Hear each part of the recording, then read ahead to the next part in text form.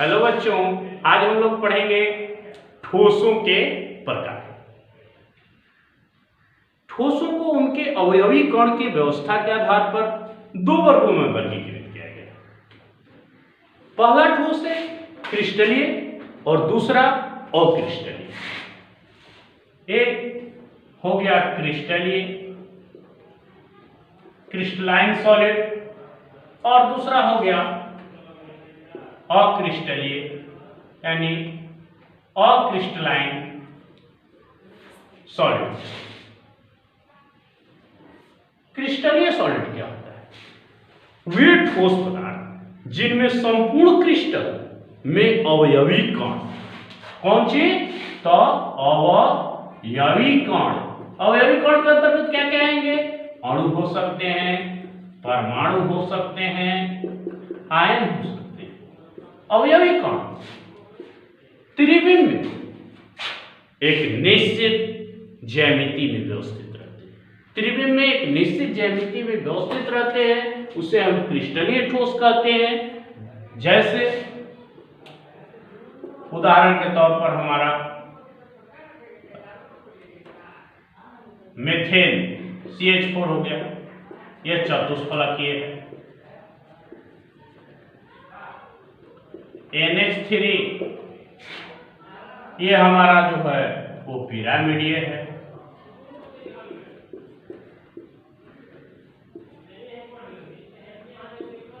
ये हमारा सुक्रोज है, हीरा है, जो डायमंड हीरा जो होता है वो भी चतुष्फलकीय आकृति का होता है। इस तरह हमारा क्रिस्टलीय ठोस का ज्यामितीय आकार निश्चित होता है। लेकिन अक्रिस्टलीय ठोस वे पदार्थ है जिनके संपूर्ण क्रिस्टल में अवयवी कण एक निश्चित त्रिविम में व्यवस्थित नहीं रहते हैं, बल्कि उनकी त्रिविम व्यवस्था भिन्न भिन्न होती है। उसे अक्रिस्टलीय ठोस कहते हैं। जैसे रबर हुआ, प्लास्टिक हुआ, कांच हुआ, ये सभी अक्रिस्टलीय ठोस। अक्रिस्टलीय ठोस में एक विशेष गुण पाया जाता है। जैसे हम लोग देखेंगे कि अक्रिस्टलीय ठोस जो है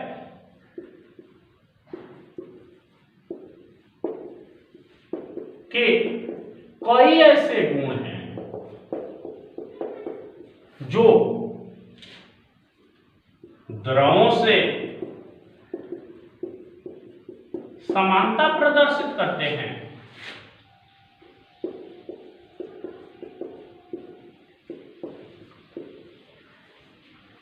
उसे हम अतिशीतित द्रव कहते हैं।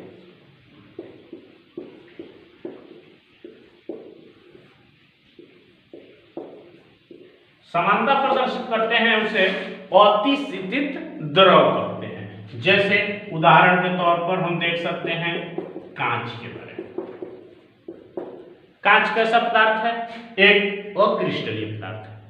परंतु हम देखते हैं पुराने घरों की जो खिड़कियां हैं, बहुत पहले से बनी हुई है, तो हम देखते हैं कि जो खिड़की का ऊपर वाला पार्ट है, ऊपर वाला भाग है शीशे का या कांच का, वो ऊपरी परत पतला हो गया है, और जैसे जैसे हम नीचे जाते हैं निचली परत जो होता है मोटा हो जाता है। जमकर ये परत, नीचे का परत बहुत ही मोटा हो जाता है। अतः हम कह सकते हैं कि कांच में बहाव की प्रवृत्ति पाई जाती है, और इस बहाव की प्रवृत्ति के कारण ही कांच को अतिशीतित द्रव कहा जाता है। तो हम अब इनके अंतर के बारे में समझेंगे कि क्रिस्टलीय और अक्रिस्टलीय ठोसों में क्या अंतर है। एक एक को बारी बारी से हम चर्चा करते हैं। पहला, जैसा कि हम पहले से ही जानते हैं, कौन ऐसा गुण है जो हम लोगों को क्रिस्टलीय और अक्रिस्टलीय में अंतर स्पष्ट करता है। एग्जाम्पल के तौर पर हम उसके ज्यामितीय आकार के बारे में जानेंगे, उसके विदलन गुण के बारे में, गलनांक के बारे में जानेंगे, आकृति के बारे में जानेंगे। एक एक के चर्चा हम अब करने जा रहे हैं। पहला हमारा जो गुण होगा वो गलनांक होगा, या हम कह सकते हैं पहला गुण आकृति का हम उदाहरण लें। आकृति क्रिस्टलीय आकृति जो होती है, क्रिस्टल की जो आकृति होती है निश्चित होती है।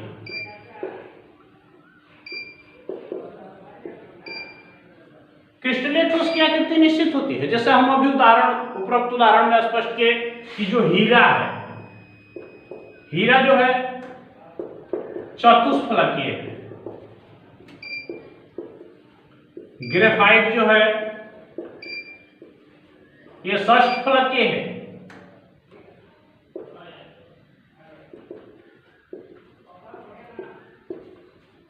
ग्रेफाइट षष्ठफलकीय। अब हम इसके अक्रिस्टलीय में, तो इनकी आकृति अनिश्चित आकृति होती है। अर्थात हमारे कहने का यह मतलब हुआ कि जो इनके त्रिविम में क्रिस्टल है वो निश्चित आकार से नहीं व्यवस्थित रहते हैं, निश्चित स्थान पर नहीं व्यवस्थित रहते हैं, उनके कोई निश्चित आकृति नहीं होती है। जैसे हम कह सकते हैं उनका आकृति पैराबोला के आकार के तरह भिन्न भिन्न हो गया। कोई एक निश्चित आकार, जो निश्चित हम ज्यामितीय आकृति पढ़े हैं, आकृति का मतलब निश्चित जो ज्यामितीय आकृति पढ़े हैं, जैसे हम वर्ग पढ़े हैं, चतुष्फलक पढ़े हैं, पिरामिड पढ़े हैं, ये सब आकृतियां नहीं होती है, बल्कि अलग तरह की आकृतियां होती है जो निश्चित आकृति रेगुलर फॉर्म की नहीं होती है, उसको हम अनिश्चित आकृति कहते हैं। जैसे मानते हैं हमारा रबर हो गया, हमारा कांच हो गया, प्लास्टिक हो गया, ये अनिश्चित ज्यामितीय आकृति के होते हैं। दूसरा, हम गलनांक के बारे में चर्चा करेंगे। गलनांक क्या होता है, हम लोग परिभाषित पहले से किए हुए हैं कि जब कोई ठोस एक निश्चित ताप पर पिघलना प्रारंभ करता है तो पिघलने के यह प्रवृत्ति जिस ताप पर पिघलने का गुण आता है या अर्थात पिघलता है, उस ताप को ही उसका क्या कहते हैं, गलनांक कहते हैं।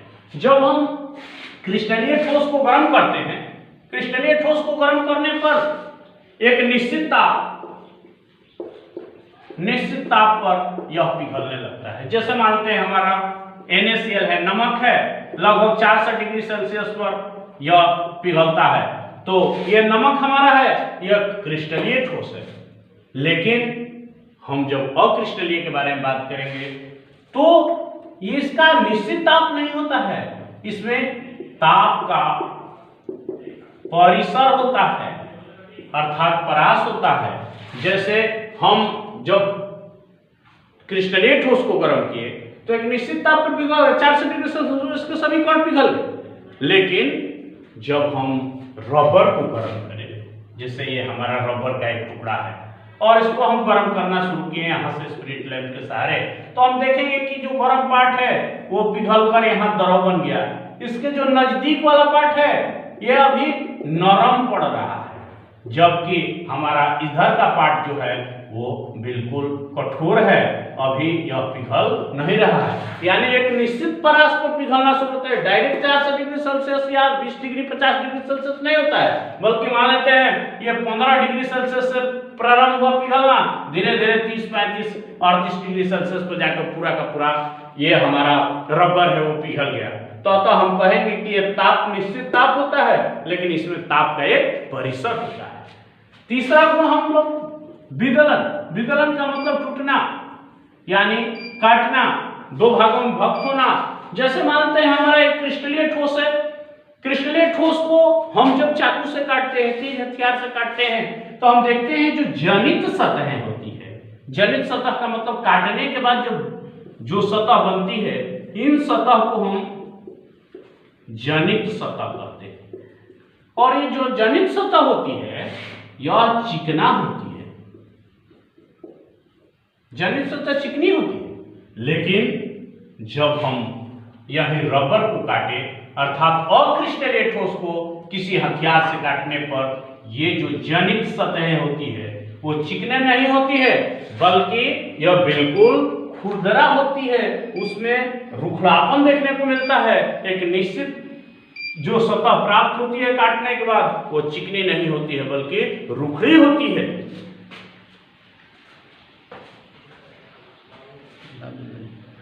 हो गया ना, छोटे छोटे छोटे छोटे छोटे छोटे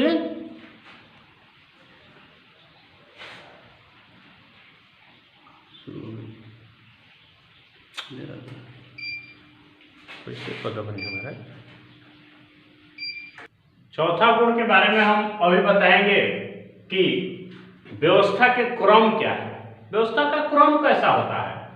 तो जो क्रिस्टलीय ठोस होते हैं वह उनके अणु निश्चित क्रम में व्यवस्थित रहते हैं, अर्थात हम कह सकते हैं कि ये अणु जैसे मानते हैं सोडियम क्लोराइड, तो Na का अणु है तो Na का अणु पूरा Na का अणु है, यानी इसकी जो व्यवस्था होता है वो निश्चित होता है।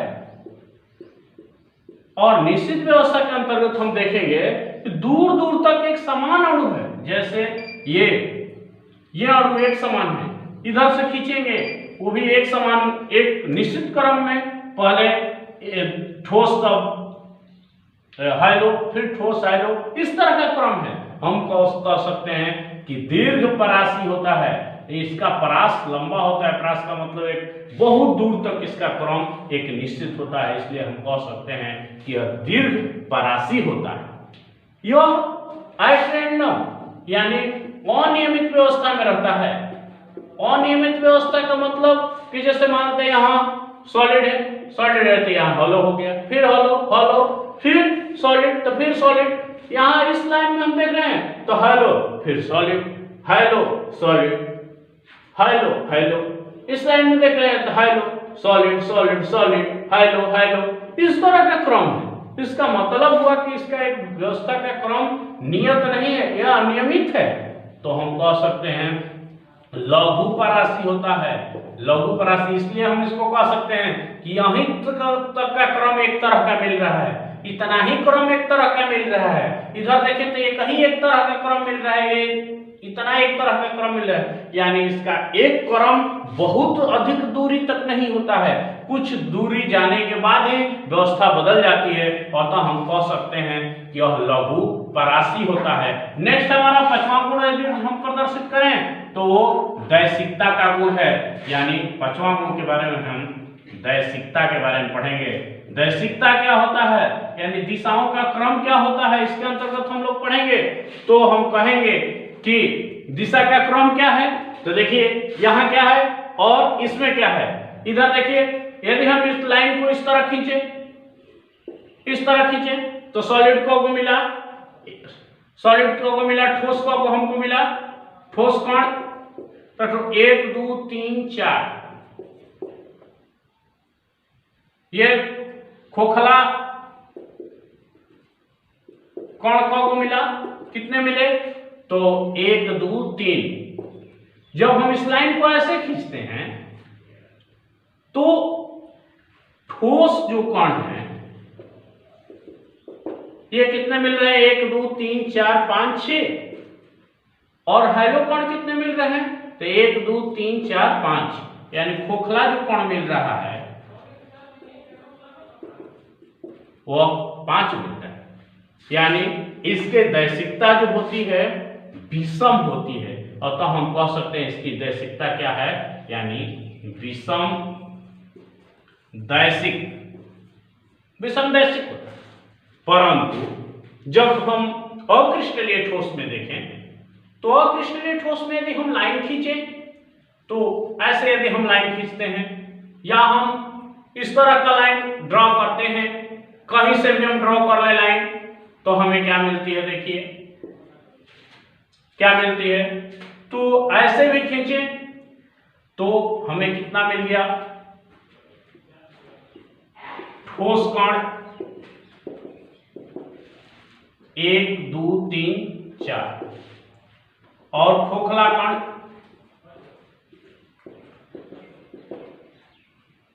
1 और 2, खोखला कण मिले 1 और 2।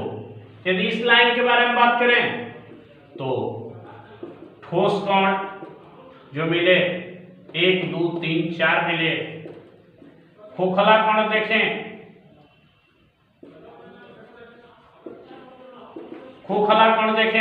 तो 1 और 2, यानी हम या इस लाइन के बारे में बात करें, इस लाइन के बारे में बात करें या हम इस लाइन के बारे में बात करें, ये दोनों में 4 ठोस खोखला 2, इसमें भी 4 ठोस खोखला 2, अर्थात हम कह सकते हैं कि इनकी प्रकृति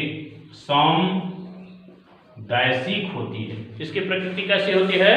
तो समदैशिक होती है। इस तरह हम लोग बच्चों ठोसों को प्रकार जान लिए और उनमें क्या भिन्नता है, जो अक्रिस्टलीय और क्रिस्टलीय ठोस हैं इनमें क्या अंतर है, ये टॉपिक को पढ़ें। Thank you.